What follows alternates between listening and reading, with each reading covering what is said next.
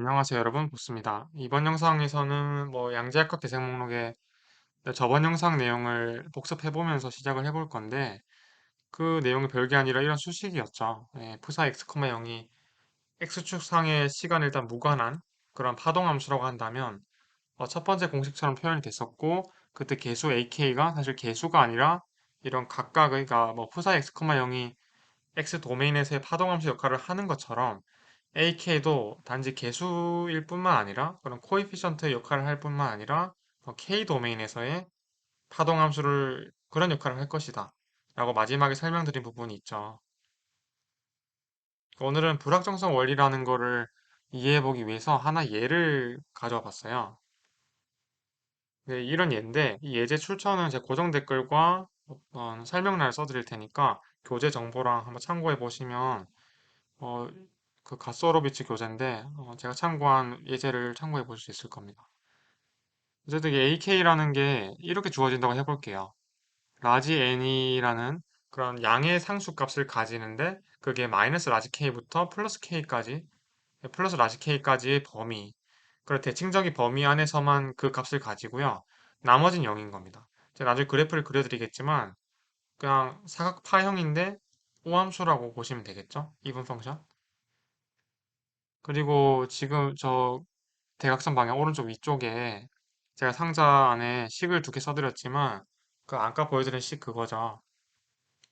그렇다면 푸사의 x, 0을 지금 이 왼쪽에 주어진 ak를 통해서 적분으로 구할 수가 있을 거예요. 그죠? 한번 구해보죠. 그러면 이렇게 표현될 거예요. 적분 시간에 ak를 집어넣으면 되는데 ak는 라지 마이너스 그러니까 마이너스 라지 k 그리고 플러스 라지 k까지 라지 n만큼의 값을 가지는 함수니까 적분을 마이너스 무한대부터 무한대까지 원래 해줘야 되는 공식인데 그런 풀이의 변환식인데 굳이 그럴 필요가 없게 마이너스 라지 k부터 플러스 라지 k까지만 적분해주면 되겠죠. dk에 대해서. 왜 그러냐면 0을 적분해줘봐야 0이니까요. 0을 더한다는 의미는 0을 더해봤자 값의 변화가 없잖아요. 그러니까 마이너스 무한대부터 무한대까지 더해봐야 마이너스 k부터 k까지 더하는 걸 다름이 없는 거죠. 그렇게 생각하시면 되겠는데 그래서 ak 자리에 n이 들어가고 범위가 바뀐 거죠. 적분은 x에 대해서 해주는 게 아니라 small k에 대해서 해주는 거니까 ik가 아니라 ix가 합성함수 적분법을 이용해서 나오게 될 겁니다. 분모에 나오게 되겠죠. 이건 간단한 고교 과정이니까 혹시 헷갈리시면 질문 남겨주시면 뭐, 고교 과정 어느 부분을 참고하라고 말씀드리던지 제가 간단하게나마 설명을 드릴게요. 근데 이게 ix가 튀어나오는데 어쨌든 근데 거기에 n은 그냥 상수니까 튀어나왔고 이렇게 K 자리에 라지 K, 마이너스 라지 K 각각 대입해서 빼주는 거죠. 근데 여기서 이런 게 성립합니다. 이게 성립한 이유는 제가 이 예제 출처 및 그리고 이 공식이 그러니까 마지막 식이 저 두 번째 등호로 넘어가는 식에서 세 번째 등호로 넘어가는 게 가능한 이유를 설명을 드릴 테니까 간단하게 참고해 보시면 되겠지만 사실 오른쪽 위에 띄워드리는 배너에서 했던 오일러 공식, 오일러 포뮬러 때문에 성립할 수 있는 거죠. 네, 댓글을 한번 참고해 보시면 아마 쉽게 이해가 되실 겁니다. 그래서 이 내용을 참고로 해서 그러니까 그려보면 이렇게 그려져요. 아까 파란색 함수가 잠시 정지해 보시고 돌아가 보셔도 되겠지만 x분의 그러니까 저 sin kx 이런 꼴로 됐었단 말이에요. 그러면 x분의 sin kx라는 거는 x가 클수록 전체 함수는 작아지겠죠. x가 분모에 있으니까. 어차피 sin kx라는 거는 마이너스 1에서부터 플러스 1까지 진동하는 그런 함수잖아요. 삼각함수라는 게.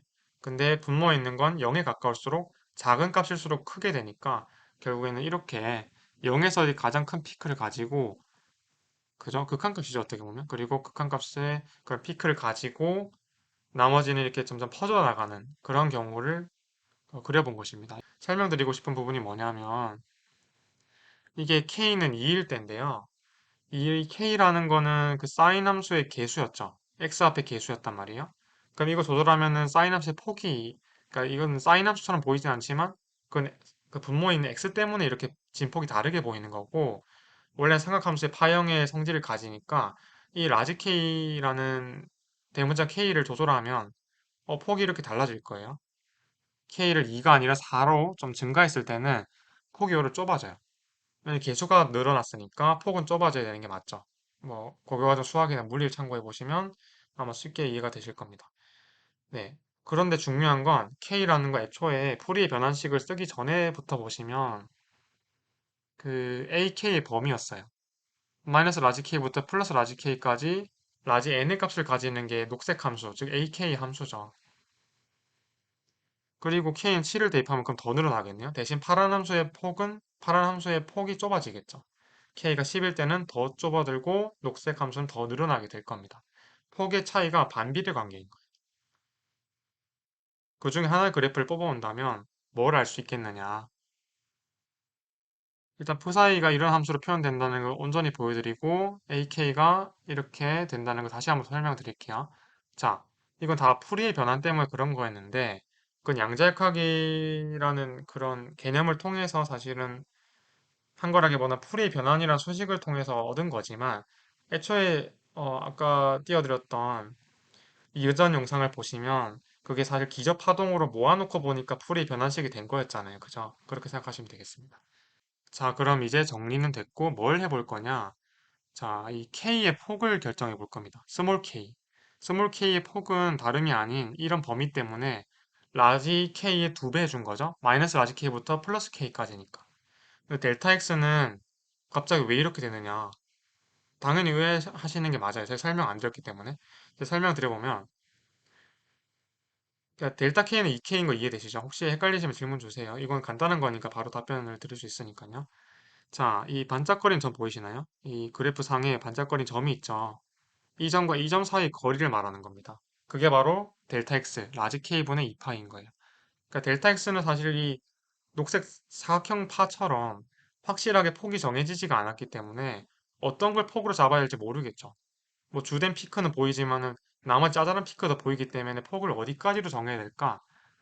라고 의아하실 수도 있지만 간단하게 정하면 됩니다. 가장 간단하게는 제일 주된 피크, 그러니까 가장 높은 피크를 첫 번째 피크를 가지고 폭을 결정하시면 돼요. 그래서 이 반짝인 점들이 각각 이 파란색 함수를 함수값을 0으로 만드는데 첫 번째 0으로 만드는 각각의 대칭적인 값이 되는 거죠. 실제로 마이너스 라지 k분의 파이를 저 프 사이에 대입해 보시면 x자리에 대입해 보시면 분자의 sin kx가 0이 돼 버리기 때문에 0이 되는 값이 맞죠. 그리고 k는 k분의 3파일 대입하든 k분의 4파이, 5파일 대입하든 다 0이 되는데 첫 번째 0이 되는 값을 통해서 주 피크로 델타 x를 결정한 겁니다. 이렇게 하셔도 돼요. 근데 이 둘을 곱하면은 한번 곱해보니까 4파이가 나오네요. 근데 곱해보니까가 아니라 이게 정말 중요한 의미입니다. 어떤 의미냐? 이때까지 우리가 봤던 그런 원리를 한 방에 설명할 수 있는 중요한 식이 돼요. 델타 K가 높아지면, 그러니까 커지면 델타 X는 0으로 가까이 가게 되는. 그러니까 델타 K가 커지면 델타 X는 작아져야 되고요. 그죠? 왜냐면은 델타 K가 커지면은 우변이 4파이를 유지시켜야 되는 항상 등식이 성립하는 거잖아요. 라지 K라는 게 약분돼서 지금 4파이가 나온 거니까 라지 N은 진폭을 결정하는 파라미터에 불과하고 라지 K라는 게 폭을 결정하는 파라미터, 그러니까 변수인데 그건 약분돼서 지금 사라지는 거니까 물론 1 내에 불과하지만 이 경우에 대해서는 델타 K가 늘어나면 델타 X는 줄어들어야 될 거고 그러니까 반대로 K의 폭이 줄어들면 X의 폭이 늘어나야 될 거예요. 이거를 실제로 양자역학에서는 이렇게 표현합니다. 이게 성립을 한다고 알려져 있어요. 델타 K와 델타 X의 곱이 2분의 1보다 크거나 같아야 된다. 정리해보면 델타 X가 0으로 가까이 가면 델타 K는 무한대로 커져야 되겠죠. 왜 그러냐? 우리 고교 과정 때 스터디 하셨던 거에 의하면 부정형이라고 기억나시나요? 이 두 극한값을 곱했을 때, 그런 극한의 성질을 곱했을 때, 하나가 0으로 수렴하면, 0의 극한값을 가까이 가면, 어느 하나가 무한대로 발산해야지만 두 개의 곱이 유한한 값으로 나오게 되잖아요, 결과가.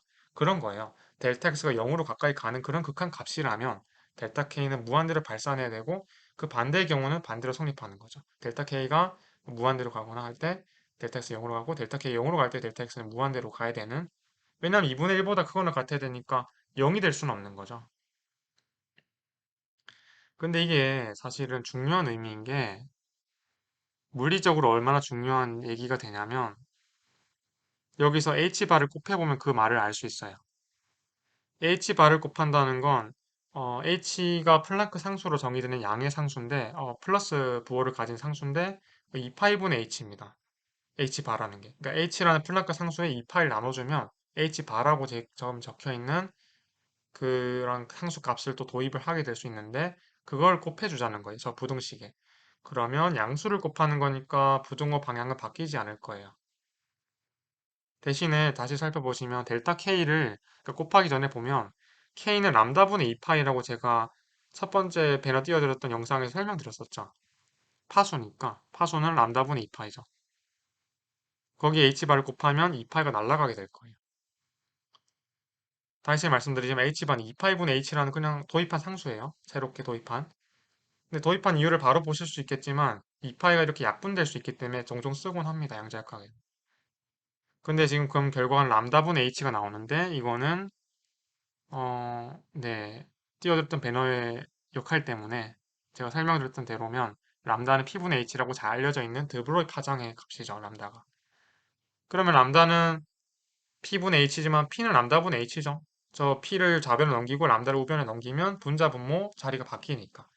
뭐 아니면은 이 공식을 외우실 때는 헷갈리시면 H란 상수를 기점으로 람다와 P가 반비례 관계에 있다고 생각하시면 오히려 잊어먹는 게 더 힘들겠죠. 그래서 람다분의 H에 P라는 값을 대입하면 저 약분된 거 다 지우고 새롭게 써보면 델타 P 델타 X가 2분의 H바보다 크거나 같다는 성질과 똑같은 말이 되죠. 이건 실제로 uncertainty principle이라는 불확정성 원리로 불리는 식입니다. 네, 잘 알려져 있는 그런, 그러니까 알려져 있다는 게 유도가 되어 있습니다. 그러니까 델타 X라는 게 이제 잘 살펴보면 이게 0으로 가까이 간다는 게 어떤 의미였을까요? X가 0으로 가까이 가는 게 아니라 델타 X라는 폭이 0으로 가까이 간다는 건 X를 정확하게 측정한다는 거죠. 뭐 예를 들면 5라고 하면 그 5란 지점에서는 델타 X가 없죠. 0이죠. 그죠? 5라는 값에서 변동이 없으니까 정한 거니까 딱 관측을 한 거예요. 근데 그 경우는 2분의 h바보는 크거나 같아야 되기 때문에 0이 될 수 없으므로 델타 p는 무한대로 가야 되는 거예요. 발산해버려서 그 p의 폭이 무한대가 돼버리는 거라서 결국에는 너무 불확실해지는 거죠. p를 결정할 수가 없는 겁니다. 측정이 불가능한, 그러니까 불확실성 원이라고 하는 게 그거고요. 반대로 p라는 운동량이죠. 네, 운동량이 뭐 속도랑 연관돼 있지만 어쨌든 고전력학에서는 운동량, 즉 속도와 위치를 정확하게 측정 가능했고 그래서 어떤 운동 방정식을 쉽게 유도할 수 있고 쉽게 해석할 수 있었던 건데 양자역학에서는 그게 안 된다라는 겁니다. 네, 그래서 P가 0으로 델타 P가 0으로 가면 그 폭이 0으로 줄어들면 델타 X가 무한대로 커져야 돼서 아까 봤던 시각적인 이유로 인해서 또는 지금 불확실성 원리 때문에 이게 하나가 0으로 가까이 가면 무한대로 발산하거나 그래야 된다는 거죠. 그러니까 위치와 운동량은 정확하게 동시에 측정할 수가 없다. 네, 어느 하나는 불확실해진다라는 게 바로 이 원리가 되겠습니다. 네, 이번 영상에서는 이렇게 좀 간단한 소식을 좀 다소 복잡하게 설명드린 것 같은 생각도 있는데 그래도 더 잘 시청해 주셔서 감사하고 다음 영상에서 또 다른 내용으로 새롭게 양자역학이나 반도체 공학에서 찾아뵙도록 하겠습니다. 네, 항상 감사합니다.